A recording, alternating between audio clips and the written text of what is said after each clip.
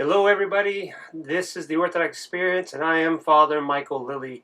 Today I'm going to be sharing another clip that from Jordan Peterson on the topic of organized religion and his thoughts. And he uses the story of the Grand Inquisitor from the Brother Karamazov novel by Dostoevsky to speak about some of the problems with organized religion. In a sense, he's saying that the faults with organized religion are not in its divine sense, but in its earthly sense, that we, as fallen humans, are just that. We're sinful people, and that the church, while in our view, me as an Orthodox priest, would see it as a holy structure, it is made up of sinful people. And so we cannot scrap organized religion as something that is not of no use, because of the people that make up of it are not exactly who they say they are. If you have not done so already, please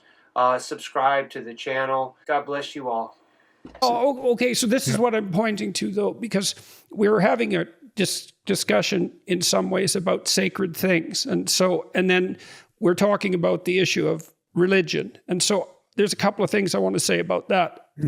Dostoevsky had it right to some degree in the Grand Inquisitor, because do you remember that story, the Grand Inquisitor? Yeah, okay. I mean, I'm it's been many several decades since I actually read the book. But yeah. Well, the remarkable thing about that story is Christ comes back to earth, and he does some miracles, and it's the church himself that puts him in jail, and then the head of the church comes to the jail and says, "What the hell are you doing back here? The last thing we need is you. We've got everything sorted out. We know what's going on.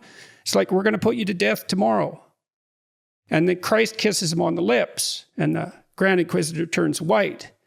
And then when he leaves, the Grand Inquisitor, he leaves the door open. And that's so brilliant. And, you know, Dostoevsky was writing at the same time as Nietzsche and had quite an influence on Nietzsche, as it turned out. But because Dostoevsky was writing fiction, he could go places that Dostoevsky couldn't go as a philosopher. And one of the things he was trying to point out was that despite the proclivity to totalitarianism that you can lay at the feet of sectarian religion, the door is left open. And, you know, all of us have to come to terms with the fact that our institutions, religious and otherwise, tend to ossify into these totalitarian structures that are analogous socially, I think, in some ways to the default network that you just described.